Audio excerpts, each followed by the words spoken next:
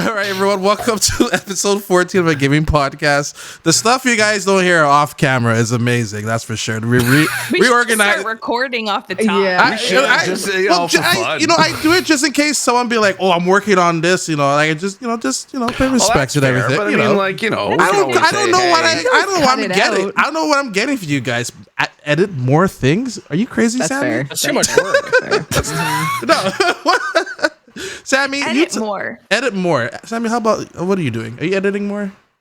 I'm trying not to. I will be next week, but guys, I'm almost done, Mirage. I'm on the last mask guy. I'm almost there. Yes, nice. So hell yeah. I think I'll finish it. I cannot wait to talk to you about the ending because I was like, oh, okay, that's what I'm gonna say. Oh. Oh. All right. Yesterday, he's just like, I have questions, and I'm like, I can't answer those yet, so I'm going to try to finish as fast as possible. I do have Here's a number to the line of questions. Mm-hmm. Steve knows because Do we know though? Because we don't really. Oh, yeah, you know we know. It's a thing. No, we know. But we don't know. Yeah, exactly. Yeah. So you know about the thing with the place and the person with the other thing. And then they have questions to the thing, and that thing has more questions. Yeah, exactly. Yes, Yeah. exactly. Wow. Yeah, and when it happens, you're like, oh, so. Yep, exactly. Yeah, Those words came out of my mouth too. Yep. Oh. Okay. Oh. Okay. There we go. All right. Yeah. And Steve Saylor, how are you doing? I'm good. I'm just starting to kind of like realize that the Game Awards is about to hit. So I gotta go get a suit. I gotta figure that out sometime soon. Right? What are we wearing? Oh my gosh, should we all match? I thought about that, but I wasn't sure because I was like, well, I don't know. I have a thing I have an outfit in mind. I have an idea because I want to be comfortable, but also I don't want to be the t-shirt and jacket kind of. You don't want to do that. No. I want to step it up a little bit, but also like still be comfortable. Because the thing is, for me, I'll just say this. I hate like collared shirts and ties. Like I don't mind them when I have to, but it just feels constricting, and I just like. I want to be comfortable, that I'm going to be basically if I'm going to be wearing these for like 10, 12 hours, whatever. Yeah. So I'll give you a pro tip, Steve. Yeah. Take a page out of my playbook. The bow tie. See, I thought about that too. Is bow but it's ties still more comfortable? Wouldn't that be more restricting? No, I would say it still requires the colored neck to be like. That is, and I have a very unfortunately I have a very thick neck, and it's finding shirts in my size because I'm a bit bigger guy, but I'm also a taller guy, so it's hard to find stuff that fits. That's my biggest problem. Mm-hmm. So I'm gonna go to my usual go-to place. This is not even a plug, but I go to Moore's Clothing, and I just they've got some great suits. So yeah, Moore's is really good. I go there as well. Yeah. Although I think I'm gonna with the economy this year, I think I'm gonna rent. I usually buy a suit, but I'm like, I'm gonna rent this year. Nice. Where's the designers for us? I know, right? Where's hey, I'm wearing this. We have artists that make emotes. Well, but we have designers for streamers. Yeah, you just start using I'm using Kojima. I'm wearing the Kojima Death Stranding 2. What is it? Just wait, the Timothy Chalamet suit is that's the base you're going for. It's the prince. Where do you put the baby? Yeah. Oh. What if it starts raining? Did you just wither away? What's going on? Oh no, we gotta bring an umbrella. Ooh. I know you need fragile there. Yeah. Somewhere Aaron is sleeping right now. Just rolling around someone's talking about it. I hear Kojima. I like how you want us to match for the Game Awards, but we can't even figure out bulbs, Camille. But can't even figure out the right tone for bulbs and everything. You're like, we all should match. I'm like, wait a minute. These are LEDs, okay? They don't take bulbs. That's why they're so washed out. Okay? Maybe we should just make our own outfits with LEDs, So there we go. We just dress up as a PC, RGBs all the way. That's right. Anyway, sorry. Steve, Steve V, how about you, man? How you doing? I'm doing really well. Another week, yeah, just hanging out. Like Steve said, I'm just excited to get to the Game Awards and then close out the year. It's gonna feel real nice. Yeah.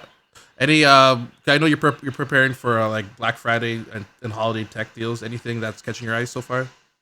No, it's all good. He has It's all garbage. I have it all.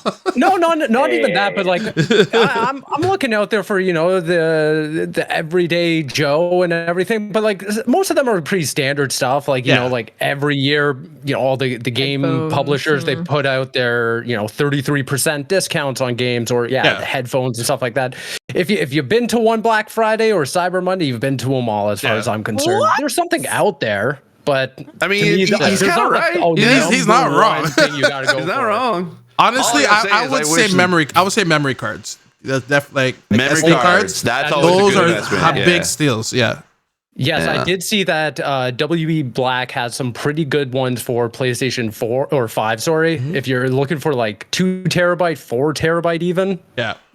Even for the Switch as well. Yeah, like the micro SD card. So. That's a great poll. Yeah, I forgot about that. Oh, that reminds me. I need to get a micro SD because I actually spoiled myself an early birthday present. Got myself the analog pocket. So I'm waiting for that to ship, and it's the indigo color. That's the only color. That's the right color to get. Yeah, it's the best color to get. I was so happy I got that. That was the first to be sold out, and I was like, thank goodness. But it's like, man, shipping to Canada is expensive. Damn. Oh my god. I won't get one. Yeah. So, but it takes like micro SD, so I'm gonna have to like get one. So maybe. Hey, Riley, does the Walmart Canada got some special deals on SD cards? I'm sure we do. I'm not Okay. familiar with micro SD in particular, but I'm sure we have. Why not? Why not, Riley? Riley, what is what the deal? do you do, Be Riley? our flyer. Be our our in-person flyer. It's Tell a great us. question. Yeah. Well, the final week I guess the main week is coming up now. We have some pretty good stuff coming up, like Xbox Series S. It's coming up. It's $298. Nice. Get a 3-month of Xbox Game Pass with that. Such a Walmart thing. OLED. Not $2.99, but $2.98. Yeah. 98. Yeah. $298. But then also the Smash Brothers OLED, which is like I kind of want that. Yeah. Going back to the pricing thing, I just don't understand why people like this is just a thing because I've written so many this past couple weeks. But why do retailers put like $298.95? What's the 95 for? Who cares? Just do 99. Just keep it the standard. Because then they can brag. They can brag that. Oh, the lowest price come on! I know Costco has reasons for it. They do. Yeah. Have you been, Sammy? You've been on Costco TikTok where you're finding out what all the codes mean. Absolutely. I've heard about this. What's going on here? What's the Costco code? Spill the beans. So like here. depending on how they end like the dollar amount, so the cents, it will tell you if it's coming, like if it's going to be out of stock, if it's a clearance item, or if it's like a huge sale or just like a somewhat sale. Like or there's if it's levels. store specific. Yeah. Like it's like 0.96 to like all the way to 99. They all mean something different. Okay. Cannot confirm because I don't know anyone that's actually confirmed this from Costco, but can confirm it is a TikTok thing that you could deep dive in and spend hours on. I could confirm that. I could confirm that if you have a friend who has a Costco membership, you could order online using their membership, and then that's what I do. There you go. That's what I do. They just drop their shit off and they're like, all right, yeah, Instacart it, yeah. Or now with the self checkouts that there you go. Sammy's the official. She's the official Costco member for all of us. We need to see some ID, man. Can you drop that number in our chat? Thank you very much. Okay. Well, I'm saying like my mom, like Sammy got that Costco membership money. I don't, so I just use my mom's membership, but I go to self checkout. My Costco hasn't caught on yet. So I'm still good. I hope they're listening now. Oh no, I hope that not. one person. But you know what? I gotta my rotisserie chicken from. I got a fun, quick sneaking, like kind of sneaking through the rules, sort of story. So okay. So I do this thing with going to see movies. All right. Please don't tell me. Please don't tell me you enter from the back, Steve. Please don't tell me you sneak in. I don't do that. I don't do that. Because theater prices are a little bit expensive. Yeah. Like it's just, especially in Toronto, it's like stupidly expensive at times. So what I do is I buy the senior ticket.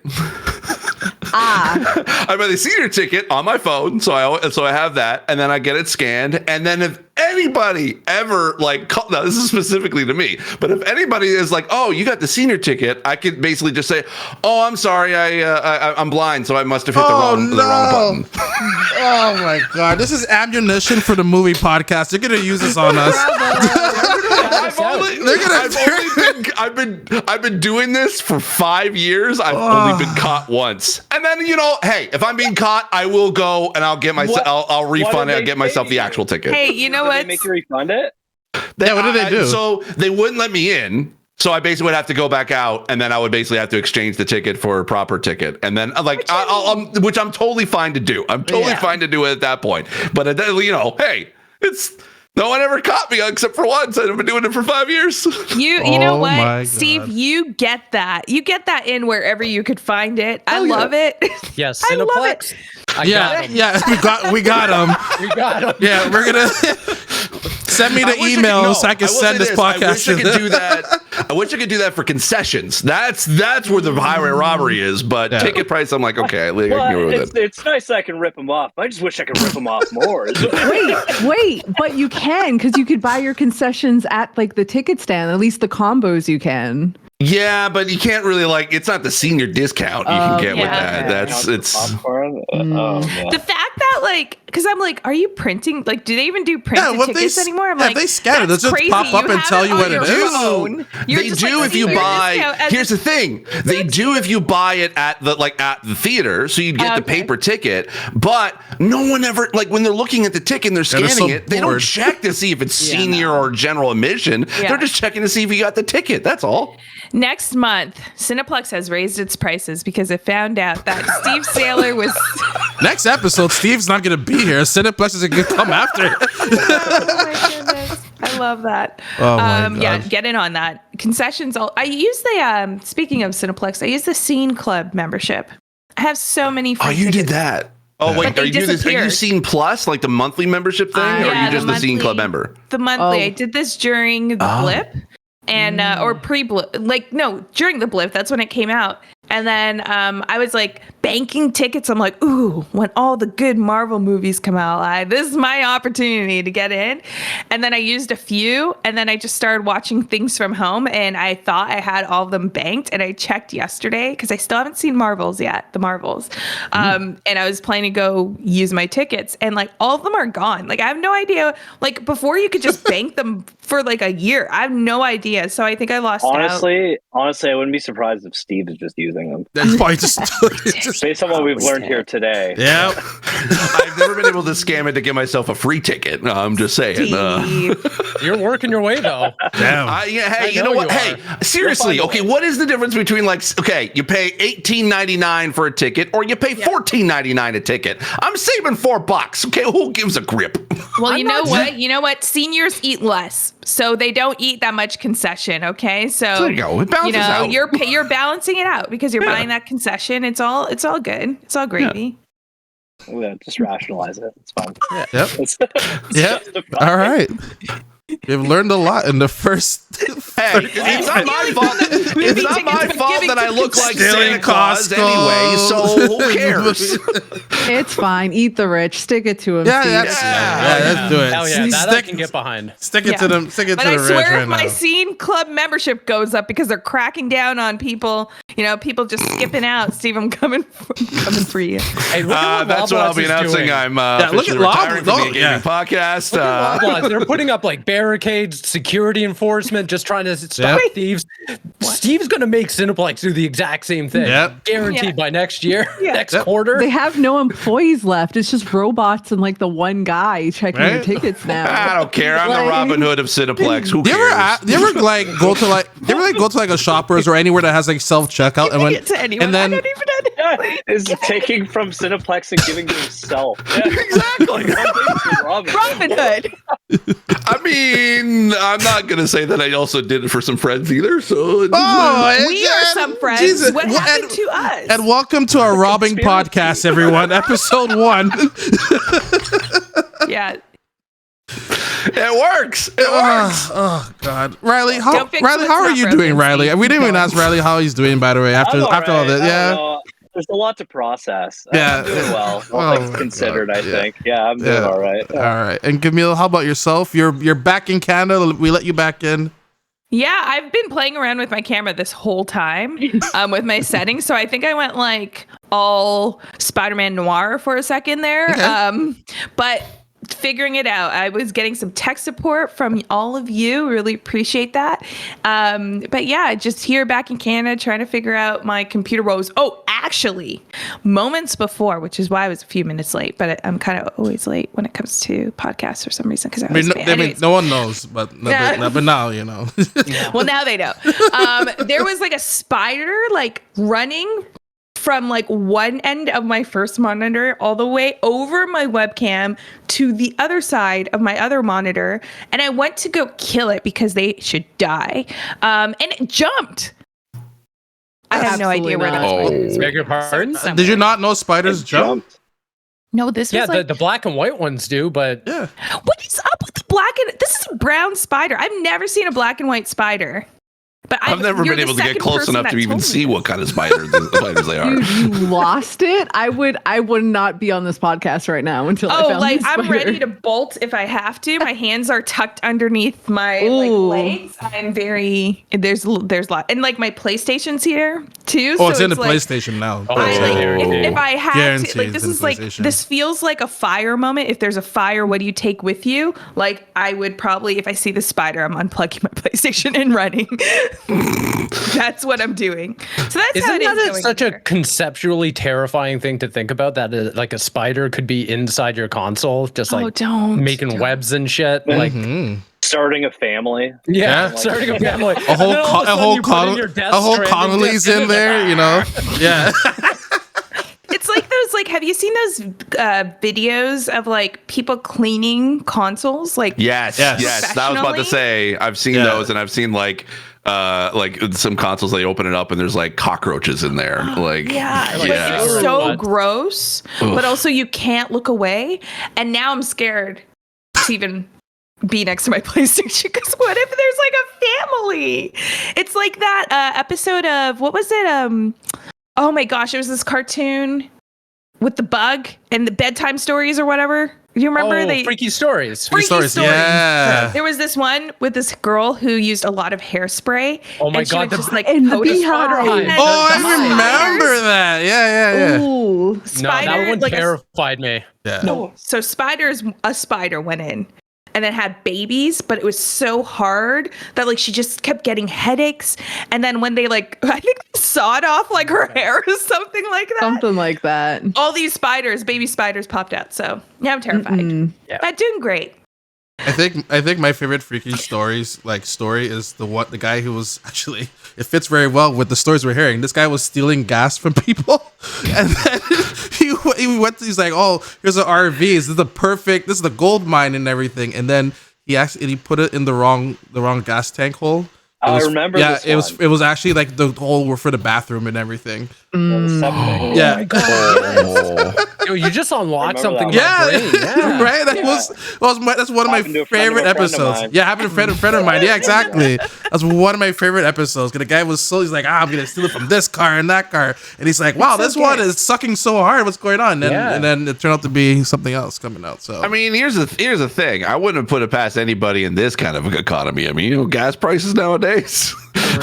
Steve, don't steal gas, Steve. All right, you already have this. You already have gas for. Let's drive. Relax, Vin Diesel. Okay, we don't need to. What am I gonna drive? Oh yeah, I'm gonna need gas for the Mustang that I've got parked in the parking lot. Yeah, that's what I need. We all know your side hustle is selling gas out of your backyard or something. I can just see it. Like, I can see it gas. outside the window of my apartment, just being my like, just a giant, like red Hey, container. can I top you up? Everyone needs to back off. That guy's basically Robin Hood. Exactly. Exactly. Basically, right. Oh What have we spent the last 30 minutes? Yeah, what is this podcast today? This is how you know. This is how you know it's American. It's American Thanksgiving. There's nothing going on. No news except for good old Wolverine coming out until 2025. Is that what we're seeing here? Yeah. Yeah, that makes sense. Yeah, that makes sense. I mean, I like the 2024 rumors. Yeah, that's right. Spider-Man 2 PC. Yes. Yeah. Oh wait, next year you're saying Spider-Man 2 PC? That was the bet. Yeah. Absolutely. That was the bet. I honestly thought we were getting Wolverine next year. I thought it would have been like a surprise. We took this L, Steve. We took this L, put it in our back pocket. But 2025 is actually not that far away. That is so fast for them to make that. It is so fast, and I think next year we're still going to have a few bangers, that I think will still occupy our time. I'm just really excited for this whole game, and man, I just want to see it. I just want to see it. That's the question. When do we see it? Like it, not just a cutscene, like it. Like a trailer. Well, it was it was only 2 years ago that Wolverine was announced back in 2021. So. Yeah. I mean, I would say probably. I mean, it like, hey, we're going into the Game Awards. I could definitely see potentially at least a CG trailer. I would think, yeah. But yeah, I kind of thought that. I mean, yes, if there's any other studio that could do it, I think Insomniac could potentially have released Wolverine next year. But 2025 seems more likely. Like maybe early 2025. That could be. Yeah. I think Insomniac's plenty busy too. Like I could see a Spider-Man 2 PC port next year, no problem. Maybe a Sunset Overdrive port on PS5, something like that would be really nice. Yeah, I feel like they could keep busy. Wish list. Riley's wish list. That. Yeah, I would like that. That'd be nice. I think there was like an alternate timeline when Insomniac Games could theoretically double up with Spider-Man 2 and been like, here's Wolverine 2024, like that.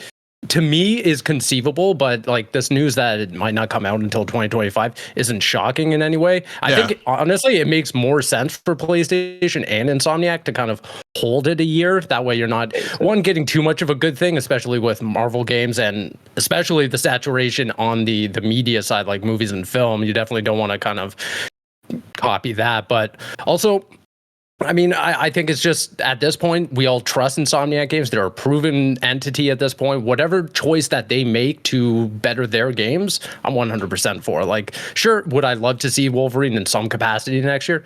Absolutely. Am I bummed that it's coming out in 2025? Not at all. Mm-hmm. Yeah, I think as well. Like yeah, I think it does well. Like the pandemic also probably had an effect on to why it got pushed at least a year, or as we know to be pushed at least a year. Because I mean, at the time, you're right, Steve. Like basically, they were on a roll of like just releasing almost like every 6 months something. And I think that probably was obviously pre-pandemic plans, and they just had everything kind of ready to go. And I think that like even when they announced it 2021, I think that probably they were expecting it to release probably this year, I would assume, like they with the role that they were going if we didn't have the pandemic. So I'd say, I mean, it's like I'm all for giving Insomniac a break, just considering the amount of content that they've given us over the past couple of years. Quality it's like content, it's Insomniac, you deserve it. Take a vacation. You're fine. We want it to be great. And like I think that's the thing though. It's like they have to establish the year we're going to be seeing it. So I think we would probably see like maybe not the Game Awards, because when did we see the teaser for Wolverine? It was like Summer Game Fest. Summer Game Fest, yeah. Or was it? Oh, yeah, it was Summer Game Fest 2021. PlayStation Showcase. I thought it was a showcase. It was a PlayStation Showcase, yeah. Oh, was it? Yeah. Oh. Yeah, I think it was a showcase, yeah. But like Spidey and then Wolverine. Right. We should have a showcase around March. Maybe April. I agree. I think that's when they set the date, especially now rumors are picking up. You know that this is going to be a darker, much more darker Wolverine game than I think what initially people were thinking of, which I mean, I'm getting goosebumps just thinking about it. And then the rumors of like Madripoor, right? And what that would mean for the game. Like that just opens up a whole other dynamic of MCU or Marvel Insomniac games that is so different than Spider-Man. Yeah. No, I completely agree with you, Camille, because not only do at some point they have to talk about Wolverine, kind of set the stage for the game as well, but figuring that, you know, that game's going to fall in 2025, PlayStation just has to start talking about their catalog at this point, because once we get past Rebirth, there's essentially Rebirth and Helldivers too. Those are the two games that you know. And The Last of Us now. Yeah, had to get announced because it kind of got out there. Yeah, exactly. Yeah. But that being said, I mean, there's Death Stranding 2, there's Stellar Blade, Concord, Fair Games, Marathon, all games that are known to be kind of in the 2024, maybe 2025 era that like we just don't know about all that much aside from a conceptualized trailer. And I think at this point, it's more advantageous for PlayStation to get out and say, okay, here are updates to all of these games way before they talk about Wolverine. Because, Steve, to your point, let Insomniac rest. They've been carrying... They've been carrying PlayStation, yes. They've been heavy carrying this entire generation. It's time now that PlayStation has kind of bought these new studios, you know, Firewalk, Haven, Bungie even, and it's time for... much like Xbox, get these studios to, you know, start talking at this point, because it's becoming Xbox, a very, very deafening that we're just not hearing anything from these studios. Yeah. And also, I think especially, sorry. No, go ahead. I was just gonna, go ahead. Yeah. Go ahead. You go ahead. I was gonna chime in that because I don't know what's going on with the time, but this was announced in 2021, actually. Yep. Yeah. I know. I thought it was like last year, but I'm like, wait, it's 2023, so it was 2 years. It was 2 years. September 9th. Yeah, it was announced. It's everything we've been hoping for and waiting for, and like it is that time, Steve. Like you were talking about, like where we're just like all like, so what's next? Like before it was like, okay, the new generation, which is now we all have like. A lot of people have it. It's more accessible because there was that like hiccup of like, okay, there's no games because, you know, the blip and demand of technology wasn't there, like the chips and everything like that. So it's like, okay, now we're past that. It's like, what do we have to look forward to? Like, where are we spending that time? And I think with the Xbox acquisition of Call of Duty and like now knowing like that is now not like going to be specifically exclusive or like we don't know the fate of like what that would look like, that relationship in the next 10 years. It's like, okay, well, I think Sony needs like to really have that trust built back with its fans of like, okay, what do we have to look forward to, right? Yeah. Plus, also on the other side of the coin is that we still don't know what like Sony Santa Monica is working on. Right. We haven't heard anything from Guerrilla as far as their Horizon multiplayer or just what they're currently working on. We know that Naughty Dog has The Last of Us 2 remastered, but from the reports of them saying that apparently that was a project for new hires, and that the project that they're working on supposedly is a whole brand new IP according to the rumors. We don't know what the big main sort of PlayStation studios have been working on for the past couple of years. So I think it's important to point out specifically two of them, which is Sucker Punch and then Ben's studio. Sucker Punch 2, and Ben, 100%. Yeah, we kind of understand, you know, some sort of in some way what Guerrilla is doing. We know they're working on Horizon in some capacity. Same with Naughty Dog and everything. But where's Ghost of Tsushima 2? Where is whatever Bend is doing? I mean, two things I forgot to point out. One being two of the trailers that PlayStation dropped this year, which one clearly had an Uncharted reference in it. Where's that? Yes. Yeah. The other one, the one that just dropped, I can't remember the name of it, but it just dropped a week or two ago, clearly had a Twisted Metal reference in it. So it's like Sony has stuff it wants to talk about, but just continues to kind of punt the ball down the field over and over again. So it's like we need that March kind of PlayStation showcase, kind of talking about all these different games that are going to come out eventually. Did they have a showcase this year? Yes. Like a proper showcase, not a state of play? They did, and then they had a follow-up, which I would argue was maybe better. Okay, yeah, that's where I was. That no one was expecting, really. Because that's the one that showed off Fair Games and Marathon, right? And what else? That kind of changed the idea of what we thought of what's a state of play, what's okay. Yeah.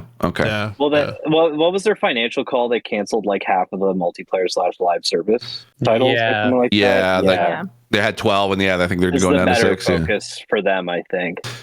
Which kind of explains on the games that sell their consoles. Which kind of goes hand in hand with Jim Ryan leaving and this new kind of vision. And that's the thing. It's like this new vision, this new change. It's like, what does that mean for the consumers, right? Exactly. And it's like, I really do think that first showcase, I think it's smart of them not to do anything at the Game Awards, because then there could be a lot of speculation about whatever they reveal, right? Or maybe it is like, you just hype up that one thing like Death Stranding we see, right? Yeah. Death Stranding 2. That's it, right? And then go into what we can expect as consumers for the first PlayStation showcase of next year. Yeah.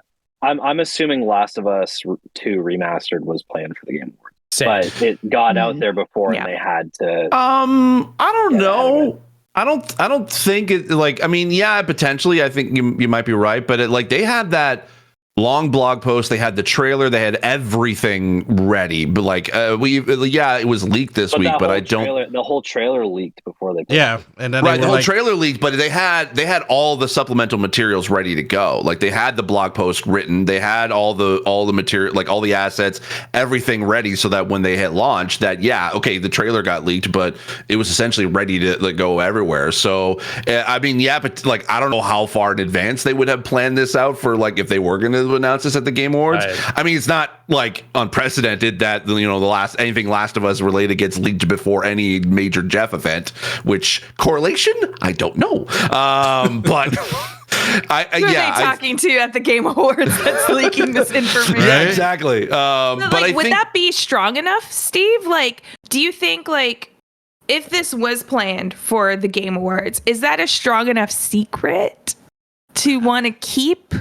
That's why people are really thrilled about this announcement anyway, to be honest. But I think it's the messaging, it's the way it came out. I think it felt rushed. Yeah, if Naughty Dog came out and said, listen, we have this upgrade path. It's $10. You get the new mode, you get the fidelity, you get this and that. If they had Neil Druckmann up there talking about this, I think it would have blown over way better. And I think to the initial question, is this big enough? I think having Naughty Dog on stage is the big thing. Is just. But is it too much? Is it too much at the point? When you're fans want to see what's happening with Naughty Dog next, and it's you just keep teasing Naughty Dog.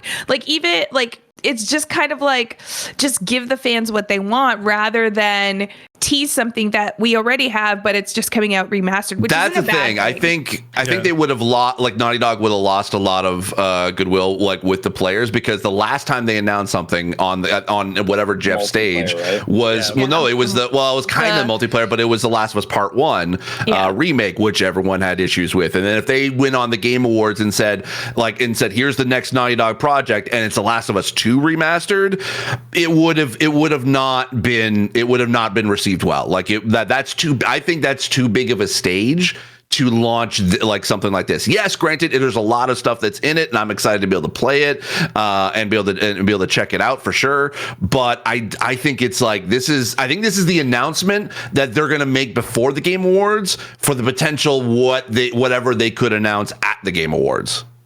Yeah. So you think that they have a big something lined up then still? I mean, potentially, or at least DLC. Maybe PlayStation does. It could be Last of Us 2 DLC, because it's been quite a while. We know the first one had a DLC, so maybe they could have something up their sleeves. Yeah. Well, just have to wait and see. Who played Mario RPG here? All right. I did. Yeah, I played a little bit, not too. I'm assuming Riley played way more than me. Riley, take it away. I've almost beaten it. Oh my god, really? Oh yeah, I'm pretty far into my brother, actually, my younger brother's already cleared it, so he's done with it. So wow, good for him. It's what I really like about Mario RPGs. It's not like a Final Fantasy. It's not, but it kind of is. But it's not the length of it and the size of it and the scale of it.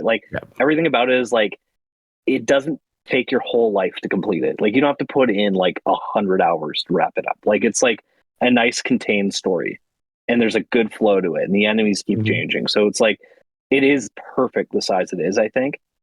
And that to me is like just indicative of how like different the games are made now, where I think that we measure it based on like the average. Sure. But anyway, what I really, really like about Mario RPG is it's an absolute bizarre take on the Mario world.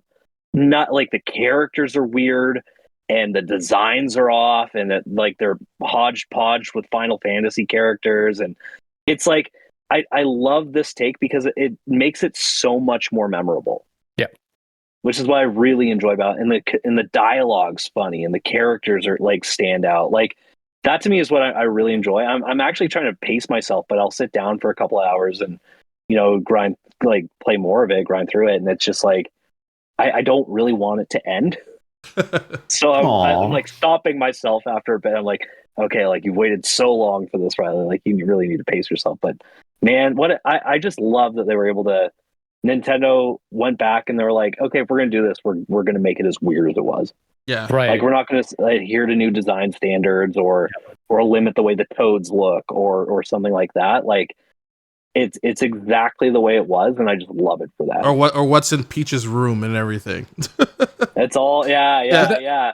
Well, that's reference. Yeah, that's the thing I love about it is like the full committal of it all, kind of to your point, Riley, where it's weird, it's abstract, but it looks as good as like someone like a fan would want it to look. It doesn't to your point, it doesn't say, okay, well, we're going to take Mario RPG and make it the equivalent to something we've seen in Wonder. Let's make it like parody wise with these character designs and the world and everything. It's like, no, this is its own unique kind of bubble that we're existing in for X amount of time. But I just love like from the short amount of time that I played it, how much of a refresh it feels, a much needed refresh, because this game is super old. I mean, I haven't played it since back in the day, like all those years, like late 90s and everything. And but I just remember like in the back of my mind being like, this is a game that definitely feels of the time.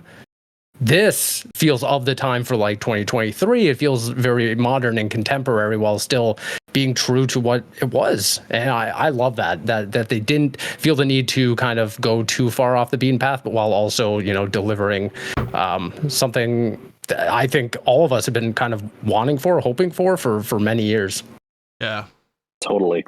I'm glad they finally this is something like bring back Gino. That's all you kept hearing, especially throughout the whole Smash Brothers life and everything, lifespan. And they're like, all right, you know what? We didn't bring you Gino. We give you a Mii costume here. Here's the next best thing, a remake of it. So, I was really kind of like going into it. I was like, I wonder if they'll change anything, if this is like a Final Fantasy VII remake situation, right? Because they had details, but they weren't really talking about much of it. So I was like, oh, like I wonder what the play is. But it's like, it is true as true could be to the original, which is great. And I really love it for that. But part of me is like, man, like I really would like to see these characters. Like I want to know more about them. I want to learn more about Gino, and I want to learn more about, we learn a fair bit about Mallow, but they're like, but like, I just wish that I just want more from them now. Like, I hope it sells well enough that it's justified that they can revisit these characters in this weird world that's co-owned by Square Enix, and as far as all these rights issues to be sorted, like I want them to revisit the characters again. It's so nice to be back.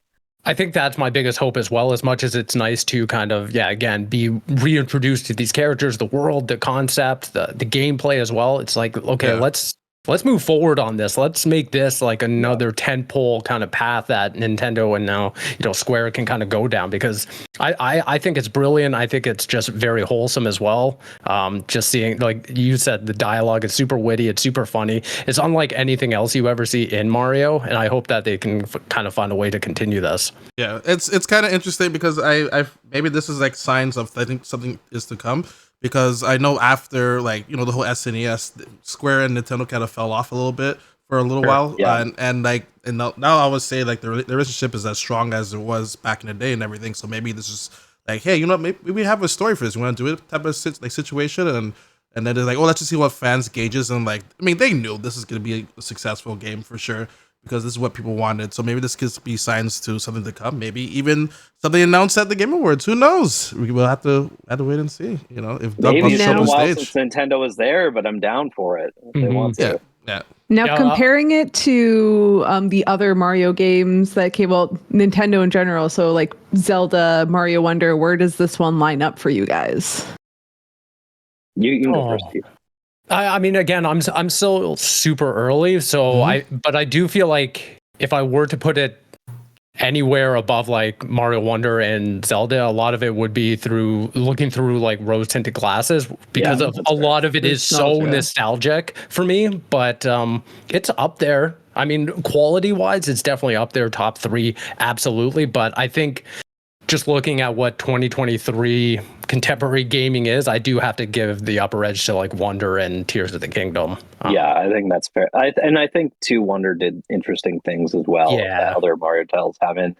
Mario RPG is like, it is warts and all. Like it is, there's platforming segments that are wonky because mini games, the camera's fixed, and mini games that maybe I don't love. Like, but like it for me, it's like exactly what I wanted it to be. So I think it's great. I think it's at least the best Mario RPG on Switch, and that is until Paper Mario comes out, probably. Sure. But, Yeah. like I think that what it is like perfect for fans that wanted like a core Mario RPG experience, because this is exactly what that is. Awesome. Okay. Awesome. Very quickly, so the Star Wars Knight of the Old Republic remake situation has been clarified by Jeff Grubb. Sony wants it to be done. Sony wants to be done with it completely. My stuff has come. This is a quote. So my stuff is from PlayStation. It feels like it cannot happen without a partner like Sony. Sony seems to be out. The funding has been pulled. To me, it's definitely done, and no reason for anyone to be working on it. The reality is maybe someone somewhere is imagining it could happen, and someone could be working on it. I don't know that far. I don't know what is happening Insider Embracer. I mean, I don't think they even know what's going on either. And they would have to find someone to make it happen, basically happen with. He knows that Lucas. I'm glad this is a quote. I know Lucas is very horny to make it happen for years. So I think if Embracers can find someone, maybe it could still happen. So this looks like is not happening, basically.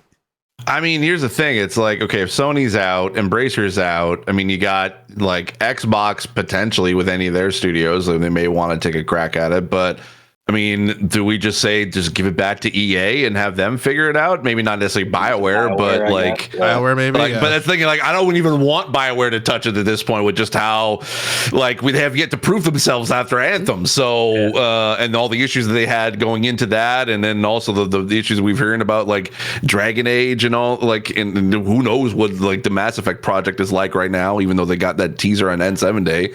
I don't know. I would say like at this point, is it weird to say that now, a couple years removed, that we should give it back to EA?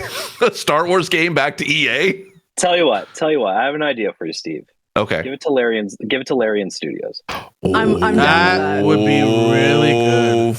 Give it to Fuck yes, Riley, I'm in. I am so in. I'm sure they're busy making millions off their own IP, but yeah, but they have now the budget to basically break off a team and just be like, just remake it and put it in your engine. They're going to be working on the next Divinity game for like quite a while, but that would be dope. Oh, I'd almost want them to do it now. Like I'm like, I think, like, I mean, or yeah. I mean, imagine what Obsidian could do with it. Like, I mean, I know they got their stuff they're working on, but I mean, they know how to make a good space RPG. So I think the reality too is like, if teams are going to be booked up now. Yeah. So like, that's not happening for 10 years if they're done. Like, at least that's not going to be on the table for 10 years. Yeah. At least we have Outlaws. Yeah, plus all the negotiation with licensing and bringing it over to a big publisher like, EA or Xbox, if that's the case. Like, I don't know. I think so many hands that need to be like in the pile. That I think you're right for sure, but I think as well, like Disney properties in general have been like we've kind of seen a bit of a nice like run of their properties being like licensed to be made, like, to make games out of. I mean, I think, I mean, it's like, not to put him out especially on the map, but it's like, you know, John Drake, he's kind of like the main sort of guy that's been like, it's the sort of biz dev with Disney and with Lucasfilm and or Lucas Games and all that. So I think like there's a possibility that they could be able to lock in something pretty quick, but I mean, who knows what's like now though is it Aspire? I think it was is that how you pronounce it that originally Aspire, had it? Yeah. I mean, now that they're out and apparently if Sony's out, I mean, it's just a matter of who's going where can they shop it around? I mean, they could turn around tomorrow and find a new developer, but I guarantee that developer already has a project or two lined up before. That's true. Yeah. So it's like it's going to be a long time before that game comes out, if it ever comes out. Yeah. At a certain point, I don't know. Maybe it's just me, but it's just a project that I'm just not excited for. Simply because after like BioWare has no involvement in it, I'm like, well, who cares? Like they were the ones that made it special. To me, it's the writing, it's the lore, it's the care to character crafting and stuff like this. As soon as it went, like, you know, the PlayStation blog post went up, that's like, okay, Aspire is handling this. I was like, oh. All right, I'll see you in 5 years, and then you guys can prove it to me. But any kind of stuff like this, like speculation on, like X, Y, or Z studio can kind of touch this. I'm like, well, if you don't have any of the original creators on board with this, kind of leading the charge on, it's so hard for me to get excited for this. Where even if it were to go to an BioWare today, I'm like, I would rather you guys just concentrate on Dragon Age and Mass Effect before you ever touch this, because the soul's already gone. Yeah, yeah. That's fair. Well, with that being said, that's pretty much it we got for you guys. A short, nice little Thanksgiving package for you guys. Happy Thanksgiving to our friends in America. Yeah, America. Thanks a lot. Sam, what's going on for you this week? You're going to be finish up some Mirage? Yes, I'm going to be finishing up Mirage and then just like writing articles. So hopefully there is more news this week coming soon. Yeah, hell yeah. Steve, how about you? Steve C? CS? The hell? Who's Steve C? Who's C? Who's C? We got a Steve. We got third Steve on this. Sorry, I may have leaked. I leaked. Sorry, what? Another Steve's coming. Got like the invite, like the Smash invite, the Smash. Anyway, no, I'm kind of just basically just working on some stuff, getting stuff prepared for going towards the Game Awards, and just making some content. I put out a video this week where I sort of took a look at a cool feature in Alan Wake 2 that potentially, I think actually could be very accessible if sort of, made with accessibility in mind, and that's the case board. I sort of go into like a little bit of a video essay about that this week. So you can check that out on my YouTube channel. Pretty much at Steve Saylor. Follow me over there. Awesome. And then Steve V. I had to say it slowly this time. I don't want to leak any more Steves. No more Steves. We're at a 2 Steve max. 2 Steve. Yes. 2 Steve max. 1 Steve minimum, but 2 Steve max. Yeah, exactly. Yeah. 1 Steve always has to be on the show. Exactly. Yeah, yes, exactly. As for me, nothing really is going on this week. I mean, we kind of talked about it at the top of the show, but like just kind of wrapping up some Black Friday, Cyber Monday stuff. Next week, I've got a trip out to New York, which is exciting. I get to go down there for some secret stuff, eat some Shake Shack. That's not a secret. Ooh. That is mandatory. Yes. But then, just kind of rolling right into the Game Awards. Hopefully see a lot of friends down there in LA. And that's about it for me. But you guys can keep up with me online at SVigvari everywhere on all the platforms. Awesome. And Riley, how about yourself? Gearing up for the final stretch of Black Friday. A lot of exciting stuff coming up, regardless of what Steve V or Steve C say. So lots of fun stuff going on there. And it's going to be the focus this week for me. Yeah. And wrapping Mario RPG. That's hell yeah. Camille, the Spider has won. Camille is off the show, apparently. So forever. I don't know. Apparently, there's a fire in the place. Hopefully, kick her off already. Yeah, I mean, so it worked. and so whatever little site like assassin you hired, it worked. So Spider assassin. Let's get some F's in chat for Camille. Put them in the comments. Spider one. Spider one. Who knew? For myself, I finished Alan Wake 1, and I'm now going to be moving on to Alan Wake 2 now to continue my Alan Wake, I guess, story and everything. You know what? I'm going to say a very controversial thing. I was a little underwhelmed with the first one. Oh. In what way? I found that because since it required you to get the manuscripts to tell like what is actually happening. Sure. For me, I'm just playing the game, and like documentation for me is more of like, oh, this is more. You want to learn more about the lore stuff, like I'm thinking Resident Evil mind of like, oh, if you want to know more about like like Spencer or like these other things, you just read the documentation.